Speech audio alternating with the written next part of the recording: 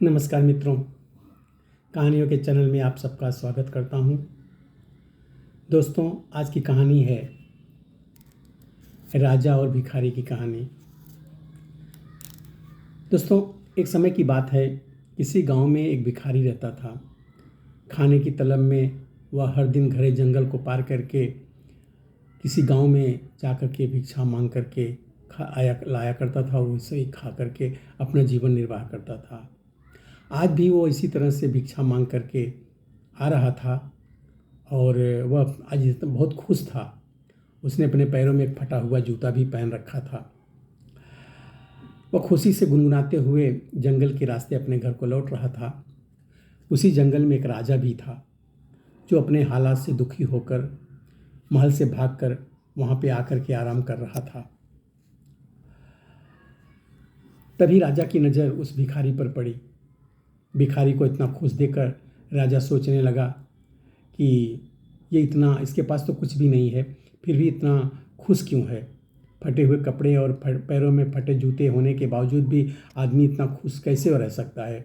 और एक मैं हूँ जो दिन रात एक करके अपनी प्रजा और परिवार वालों की सेवा करता हूँ, लेकिन इसके बाद भी लोग मेरे से खुश नहीं रहते हैं। उन सभी को सिर्फ मेरी राजगद्दी चाहिए, इसके लिए वह मुझे मारने का षड्यंत्र भी बना रहे हैं। दरअसल राजा ने एक दिन अपने महल में कुछ पहरेदारों को बात करते हुए सुन लिया था कि आपस में बात कर रहे थे कि जैसे ये राजा मर जाएगा उसकी आंखों का कांटा साफ हो जाएगा। वहीं राजा की पत्नी बहुत पहले ही उसे वह राजमहल को छोड़कर जा चुकी थी।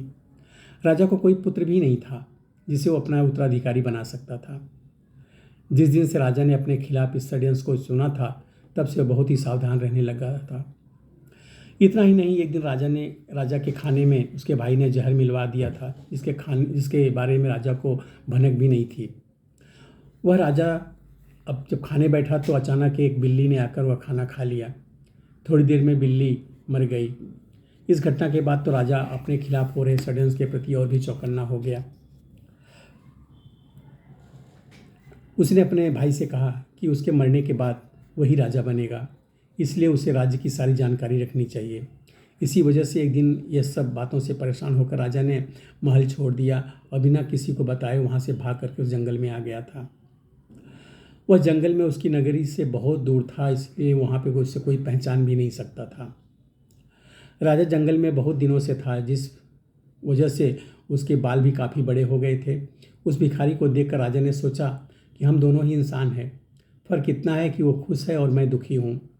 राजा जल्दी जल्दी में महल से भागा था, इसलिए उसने अपने सुंदर मोतियों की माला, जरी हुए जूते, बेशकीमती कपड़े और हाथों में सोने की अंगूठियाँ वगैरह सब पहनी हुई थी। जब भिखारी ने राजा को देखा तो वह थोड़ा पीछे हट गया और सोचने लगे कि मैंने तो फटे फटे कपड़े पहने हैं और इनके पास तो कितने अच्छे ठाट बाट हैं। अलग है या इतना खुशनसीब है, हीरे जवाहरात, सुंदर कपड़े, जूते पहने हुए हैं, इसके बाद भी वह खुश नज़र नहीं आ रहा है। उसने सोचा चलो इसकी नाखुशी का कारण भी पूछ लेते हैं। उसने सोचा चलो, भिखारी ने राजा से कहा कि उसको पहले तो राम राम बोला, तो राजा ने भी भिखारी के राम राम का जवाब दिया। भिखारी ने कहा आप तो बहुत अमीर आदमी परिवार के लगते हैं, शायद आप कहीं के राजा हों। राजा ने कहा हाँ सही बोले तुम, मैं सूरतगढ़ का राजा हूँ और अपना राज्य अपने भाई को देकर यहाँ पर आ गया हूँ। मेरे घर वाले दौलत के चक्कर में मुझे मरवाने का षड्यंत्र कर रहे थे, उसी से बचने के लिए मैं यहाँ पर मन की शांति के लिए आया हूँ। काफ़ी दिनों से मेरी ऐसी हालत है, मेरी लंबी दाढ़ी देखकर लोग मुझे भगा देते हैं। रास्ते में जो भी कुछ फल फूल मिलता है वही खा करके मैं गुजारा कर लेता हूँ। आज मुझे बहुत तेज़ भूख लगी है, इसलिए मैं इधर उधर खाने की तलाश में घूम रहा था। तुम्हारे पास अगर कुछ खाने के लिए हो तो मुझे दो ना। भिखारी ने मुस्कुराते हुए राजा की तरफ देखा और कहा कि अगर तुम मुझे यह सोने की अंगूठी दोगे तो मैं तुम्हें खाना खिला सकता हूँ। राजा ने सोने की अंगूठी भिखारी को दे दी। बदले में राजा को उसने रोटी दे दी। भिखारी ने कहा कि तुम और मैं दोनों ही अकेले हैं, चलो हम दोनों साथ चलते हैं। दोनों साथ में चलते हुए एक घने जंगल में पहुँचे।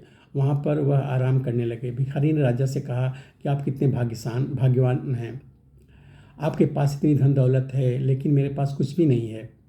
फटे जूते पहने हैं, आपकी अंगूठी ने से मेरी बहुत सी सारी समस्याएं दूर हो जाएंगी। राजा ने कहा कि मैं भी तुम्हारी तरह ही कुछ सोच रहा था। तुम्हें फटे जूतों की परवाह किए बगैर खुशी से अपने रास्ते की तरफ आगे बढ़ते हुए देखकर मैंने सोचा कि तुम्हारे जैसा कोई खुशनसीब नहीं होगा। मेरे पास सब कुछ होते हुए मैं खुश नहीं हूँ।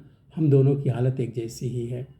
फिर बातों ही बातों में उस भिखारी ने राजा के से उसके राज्य की सारी जानकारी पूछ ली और फैसला किया कि रात में जब राजा सो जाएगा तो वह उसके कपड़े पहन और गहने लेकर के वहाँ से भाग जाएगा। जब तक राजा सोया नहीं तब तक भिखारी उससे मीठी मीठी बातें करता रहा। रात को उसने राजा के खाने में बेहोशी की दवा मिलाकर खिला दी। इससे राजा गहरी नींद में सो गया। फिर भिखारी ने राजा के कपड़े और उसके गहने पहने और वहाँ से भाग गया। राजा सोता ही रह गया, लेकिन रास्ते में उसे कुछ चोरों ने देख लिया। उसने उसे राजा समझकर पकड़ लिया और उसके सारे गहने कपड़े छीन लेते हैं। अब भिखारी के पास सिर्फ धोती ही बची थी। चोरों ने जब चोरों से सब कुछ लूट जाने के बाद उसे एक पेड़ में बांध दिया और उससे पूछने लगे कि बता, तू कहाँ का राजा है? अगर नहीं बताओगे तुम्हें मार करके वहीं फेंक देंगे। भिखारी ने चोरों से कहा कि वह राजा नहीं है। मैंने अपनी लालच की वजह से एक राजा के सारे कपड़े और गहने चोरी कर लिए थे। वह राजा अपने जीवन से दुखी है और जंगल में खाने के लिए इधर उधर भटक रहा है। चोरों ने उससे बोला कि अगर वह नाटक कर रहा है। उन्होंने फिर से उससे पूछा, तुम कहाँ के राजा हो, सच सच बताओ। भिखारी ने चोरों को बताया कि वह राजा राय प्रताप है, जो सूरतगढ़ का राजा है। उसका भाई राय बहादुर उसके राज्य का मंत्री है। अब वह घने जंगल में आराम कर रहा है, लेकिन चोरों ने उसकी बात पर भरोसा नहीं किया। इधर जब राजा की नींद खुलती है तो भिखारी को बुलाता है। उसने अपने सामान को देखता है तो उसके पास सिर्फ एक पोटली है जिसमें उस भिखारी का कुछ सामान होता है। दूसरी तरफ वह चोर सूरतगढ़ के महल में पहुंच जाते हैं। वहां पहुंच के जो वह राजा के भाई राय बहादुर से कहते हैं कि उनके पास उसका भाई है। अगर उससे उसका भाई जिंदा चाहते हैं तो उसके लिए उन्हें 3000 सोने के सिक्के देने होंगे। यह सुनकर राय बहादुर ने बोला कि इसके लिए तुम्हें मेरे भाई को मुंह पर कपड़ा बांध कर राजमहल लाना होगा, तभी हम तुम्हें सोने के 3000 सिक्के देंगे। चोर उन भिखारी के मुंह पर कपड़ा बांधकर उसे राजमहल लाते हैं और उसे राय बहादुर के हवाले कर देते हैं। राजा के कपड़ों में भिखारी को देखकर राय बहादुर को यकीन हुआ कि वो उसका भाई ही है। उसने सोचा कि जब वह इसे मारकर खुद राजा बन जाएगा, लेकिन जब उसने भिखारी के मुंह से कपड़ा हटाया तो गुस्सा हो गया। उसने चोरों से कहा कि मुझे पता था तुम लोग दौलत के चक्कर में मुझसे झूठ बोल रहे हो। यह आदमी मेरा भाई नहीं है। हम तुम्हें 2 महीने का समय देते हैं, मेरे भाई को पकड़ कर लाओ। अगर नहीं लाए तो तुम सबको गोली मार देंगे और अगर यहाँ से भागने की कोशिश भी की तो जिंदा दफन करवा दूंगा। यह सुनकर सभी चोर बहुत डर गए और मौका मिलते वहाँ से भाग गए। रास्ते में उन्होंने भिखारी से कहा, तुम सही थे, अब बताओ वह असली राजा कहाँ है? फिर तुम्हें भी फिरौती के धन में हिस्सा देंगे। भिखारी ने बताया कि उसने राजा को इसी जंगल में छोड़ा था लेकिन बहुत ढूंढने के बाद भी राजा उन्हें नहीं मिला। वहीं नींद से जगने के बाद जब राजा को भिखारी की सारी हरकत समझ में आती है तो उसे वो बहुत दुखी होता है। उसने सोचा कि अब उसे कहीं जाकर अपने खाने के लिए इंतजाम करना होगा, वरना वह भूख से ही मर जाएगा। कई दिनों तक राजा भूखा प्यासा ही चलता रहा और रूखा सूखा जो मिलता खा लेता। चलते चलते राजा को 1 हफ्ता गुजर गया। उसे याद आया कि उसके पास एक पोटली है जो भिखारी उसी के पास भूल गया था। वो उस पोटली को खोलता है तो उसमें से सन्यासियों के कपड़े मिलते हैं। राजा ने सन्यासी वाले कपड़े पहन लिए। वह जंगल से निकलकर एक छोटे से गांव के पास पहुंचा। वहां एक नदी के किनारे पहुंचकर वह सो गया और 2 दिनों तक सोता ही रहा। वहीं आसपास के लोगों को लगा कि यह कोई साधु बाबा जो अपनी समाधि में ध्यान कर रहे हैं। लोगों ने सो रहे राजा के पास चावल चढ़ा दिया। कुछ लोग ने धूप जला दी। तीसरे दिन राजा की नींद जब खुली तो उससे अपने पास बहुत सारे फलों का चढ़ावा मिला। यह देखकर वह बहुत खुश हो गया। राजा ने मन में सोचा कि सन्यासियों का जीवन कितना अच्छा है, बिना मेहनत के लिए भोजन मिल जाता है। अब उसे यहाँ से कहीं और जाने की आवश्यकता ही नहीं है। राजा ने वहीं पर कुटिया बना ली और उसी में रहने लगा। गांव के लोग उसकी पूजा करते और चढ़ावे में खाने के लिए फल और अन्य चीज़ें देकर जाने लगे। एक दिन गांव के कुछ लोग मिलकर राजा के पास आए और उनसे कहने लगे कि बाबा, हमारे गांव में बहुत सालों से बारिश नहीं हुई है, आप कोई उपाय करें। यह सुनकर राजा परेशान हो गया। अब वो क्या करे, वो अपनी सच्चाई भी नहीं बता सकता था। उसने लोगों से बोला कि इसके लिए उपवास करना होगा और अगले 2 महीने तक कोई भी इस कुटिया के अंदर नहीं आएगा। गांव वाले उसकी बात मान गए। लोग दूर से ही कुटिया के बाहर चढ़ावा चढ़ाकर चले जाते थे। राजा सोचने लगा कि उसका जीवन हर तरह से मुश्किलों से भरा है। उससे दूसरों का अच्छा जीवन देखकर जलन नहीं करना चाहिए। साधु बनकर बैठे बैठे खा रहा है, लेकिन उसका जीवन एक कैदी की तरह हो गया है। उसे एक ही जगह पर बैठे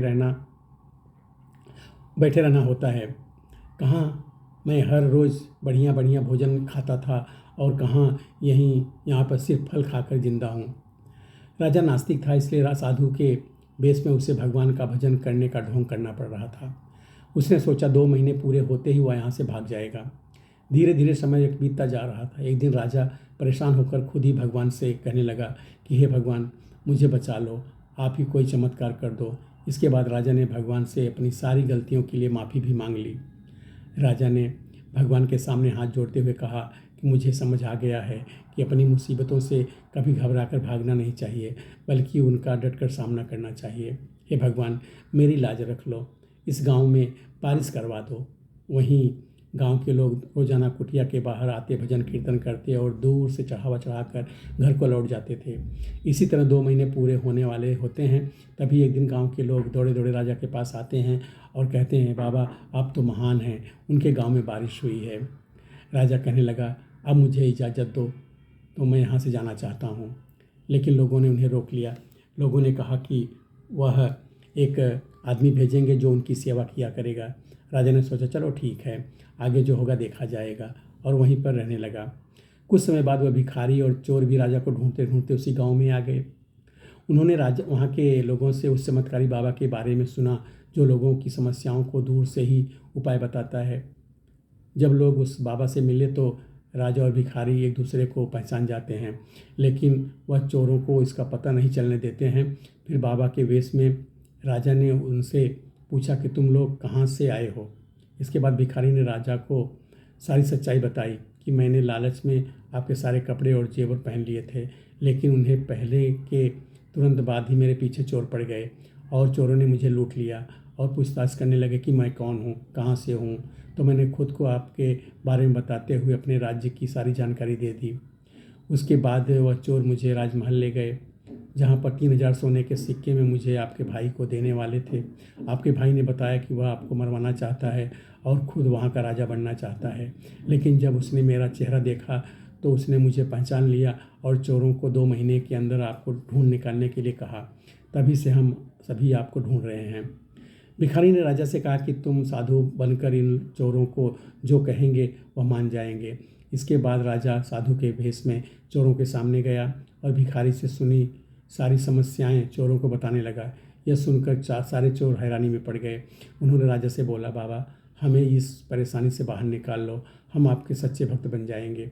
राजा ने कहा, तुम लोग मुझे उस राजा के महल ले चलो, मैं वहाँ जब पर जाकर खुद ही सब कुछ देखना चाहता हूँ। महल में कहना कि तुम्हारे साथ एक बहुत बड़े साधु महात्मा हैं जो हर व्यक्ति का भूत भविष्य जानते हैं। चोर और भिखारी साधु बने राजा को अपने साथ लेकर सूरतगढ़ के महल पहुँच गए। चोरों ने राजा के मंत्री भाई से कहा कि हमारे साथ बहुत बड़े महात्मा आए हैं जो आपके भाई राजा राय प्रताप से मिलवा सकते हैं।